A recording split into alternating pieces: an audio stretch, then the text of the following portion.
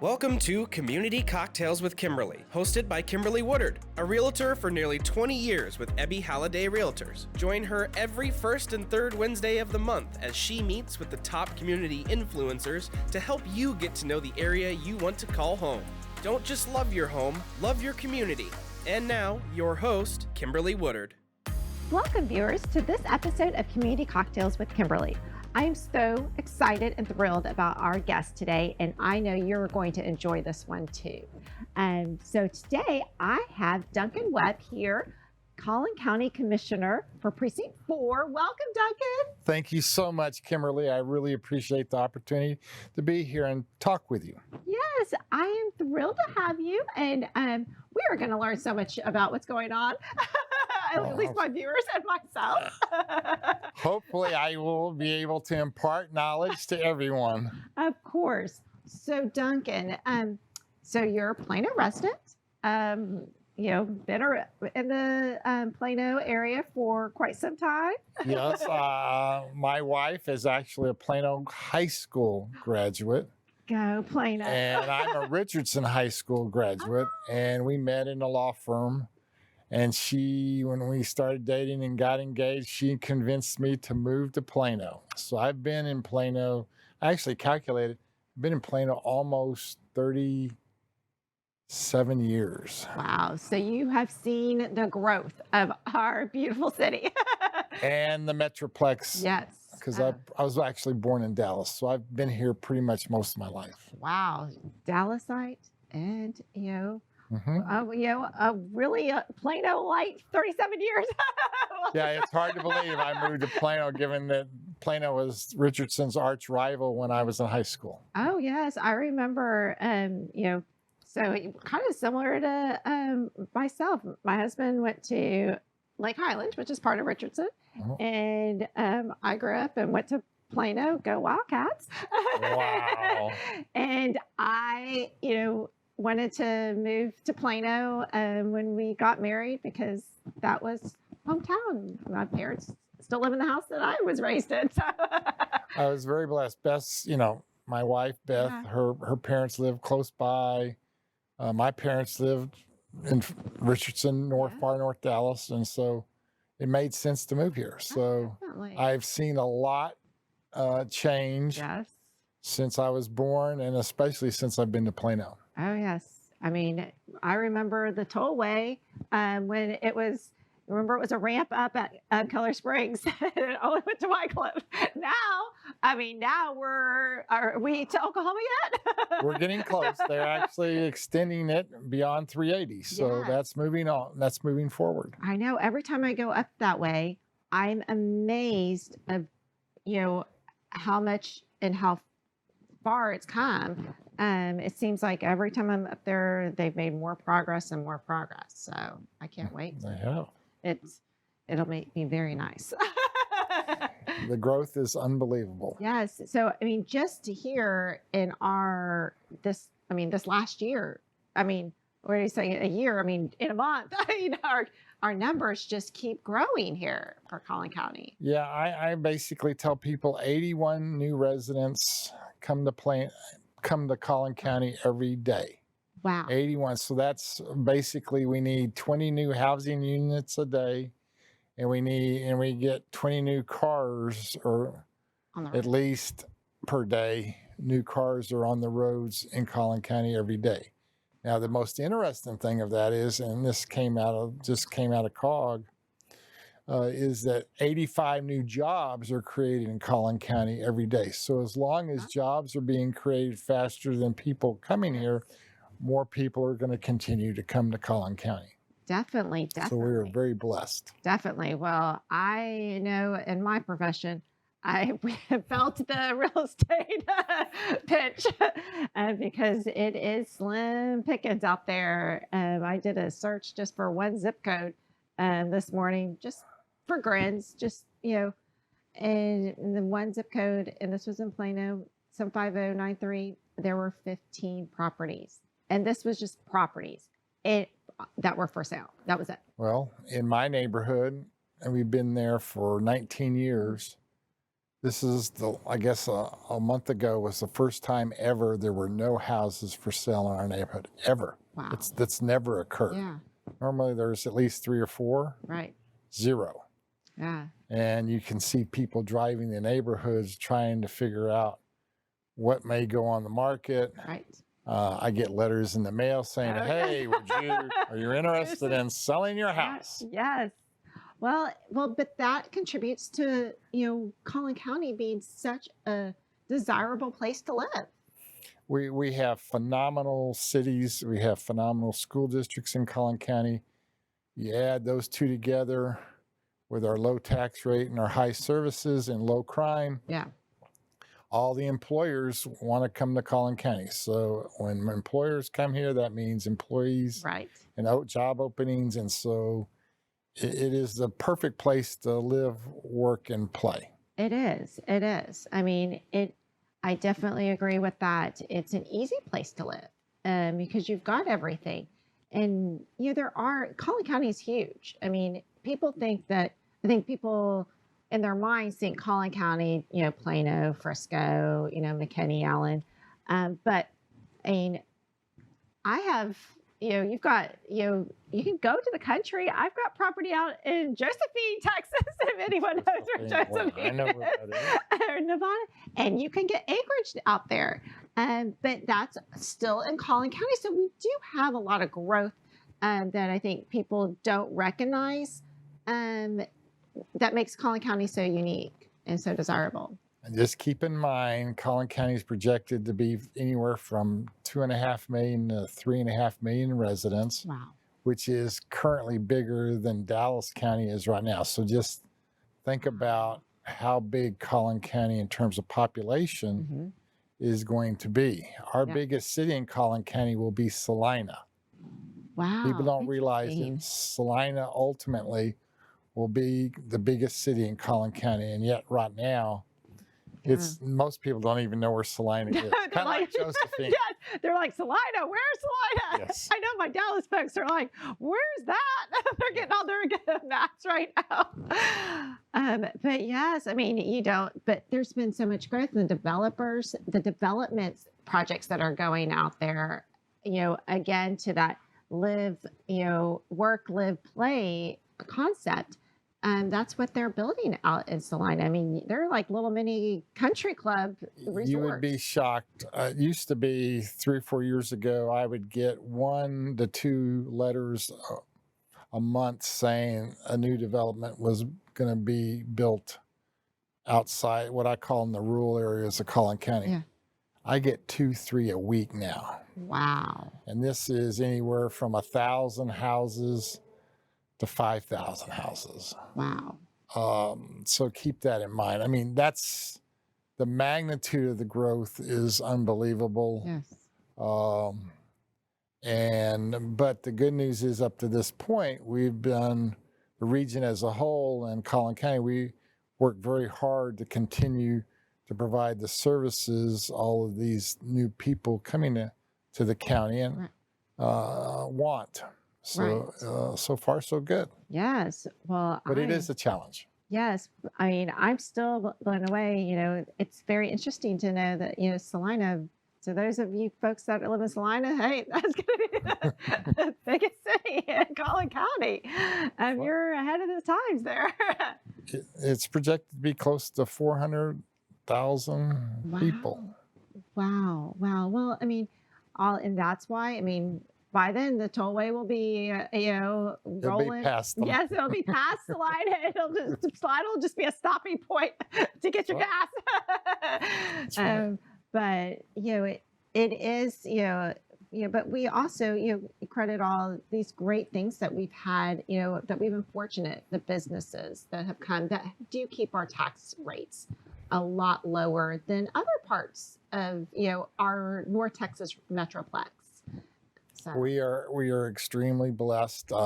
Collin County has the lowest county tax rate in the state, or at least it did the last I checked. And it is because of the high growth rates. We're able to meet our needs, provide the services everyone expects, and yet keep taxes at a very low rate Right. compared with where. Now, that being said, pretty much if you look around, most all the cities in Collin County also have fairly low tax rate because of that same thing, economic development. Right. No, and typically, where we see, the higher part is usually the schools, and typically maybe a district that is in a growth. Typically a little because they're growing. They need the money, and we all know that things cost more now. So that's right. But other than that, they're all pretty neck and very affordable. I've been talking to people from other parts of the country, and they used to get that sticker shock, when they would see our property tax rates. And I was talking to someone from the Northeast, and they weren't sticker shocked, because they were like, actually, that's a very affordable. It's low, and a lot lower than it was, back in the day. So, and we've got everything. So, I mean, I love that, when I'm driving through our cities in Collin County, there's always construction. There's a lot of dirt flying everywhere, even in Plano. Yes. And so constructions, we're always improving stuff. Roads, obviously to, keep up with this 81 per day growth. Well, like I have a meeting tomorrow on the Collin Creek Mall. Yes. The redevelopment of it. Yes. A major project.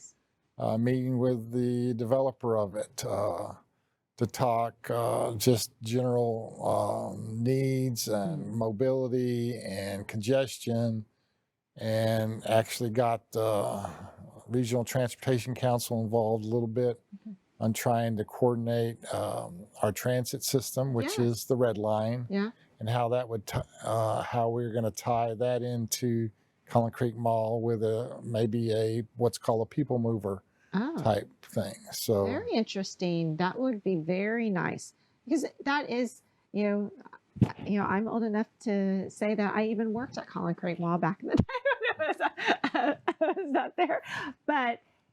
I love to see a new development, new life for that area. And we do need that. We need that. And it will bring a new life. I think it'll also, you have that development there.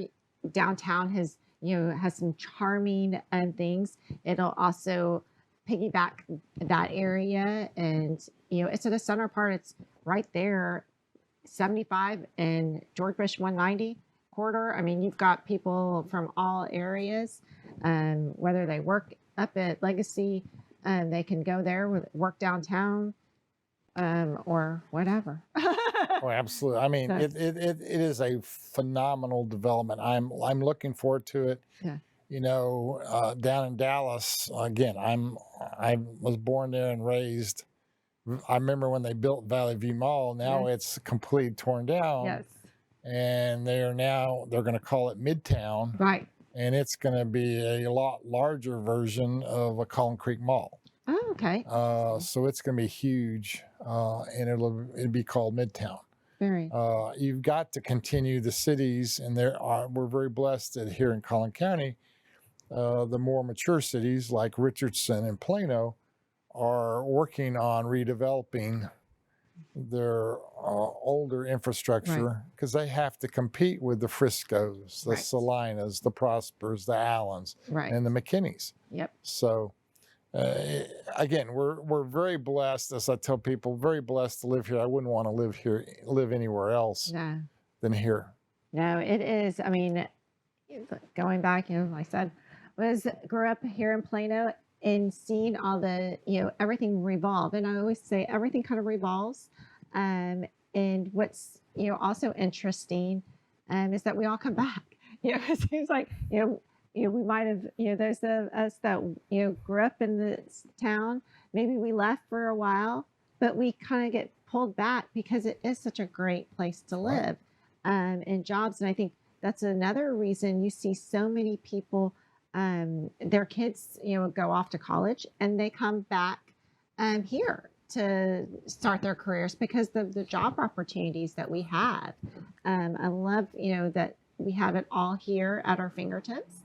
And again, that's why we've got people from all over the country coming here. Very true. picking our city as their new home. In combination, if they have young families, it's even though we are seeing, all over the country, we're seeing, prices increase. It is a little sticker shock to those of us that, said, well, I bought my house for this price. That's true. But, it's kind of, the times and everything. I mean, now just to get a gallon of milk, it's, $6-7 anymore. It used to be $5. So, we're just seeing that continuation. So it's true. But, so let's talk a little bit more about, Collin County. So what would you say is like your favorite thing about Collin County? As a government or as the community? We'll do a twofold. We'll say government and you just personally. Personally, given that I've been here, it's the people. Everyone that comes here is a go-getter. Yeah. Is as I say, type A personality. I mean, Plano is type A. So I enjoy the people. When I was on the school board at Plano, I enjoyed getting to meet the kids. Yeah. And who was being educated through the school system. It was everyone in Plano. I really enjoy being around. It's a great place to be, great place to work. So from that perspective, that's probably my most favorite thing about Plano. From a government standpoint, what I like about it most is, of course, because of the development, I can provide the best services in the state, if not the country, and yet still keep taxes low and so generally that doesn't happen very often. Yeah. We're very blessed because I can invest in technology and pair that with high economic growth, and those two factors alone allow me to provide outstanding service while at the same time keeping your tax rates at the lowest end of the spectrum. So from a government standpoint, those are the good. Now, will that continue? I don't know. The challenges will be whether or not we can continue, because we got some major infrastructure projects. We're going to have to expand because we're growing so fast. We're going to have to expand services, which is, remember, counties provide the justice system, which are the courts and the jail. We also provide what I call public records. All the deeds, all the birth records, all the death records, all the if you want to get your taxes, you get your tags on your car. All of those things, that's infrastructure that we have to provide, and those are services that as we grow, more and more demands for them will occur. So we're getting ready to expand the jail. We're probably, after that occurs, we're getting ready to also, we've approved and we're in a design phase for building a new health services building. We've also entered into a new agreement to expand mental health capacities, not only at the jail, but for the community as a whole. So that's ongoing. We're looking at the ME, the medical examiner. We're going to have to expand him. So we've got all those big projects going on, which means more employees. So the challenges are going to be there. And then, so that's one big piece. And then the other big piece, of course, is the transportation side of it, which is really what I spend a lot of my focus on. I'm trying to get 380 in to be a freeway. Get a line, as I call it. I have to get the line on the map first regionally. And then I have to get it funded. And I've been working very hard to get the funding because it's about a $1.2 billion project. Oh, wow. And then I've got US 75. As people see, it probably needs to be widened and redone at some point.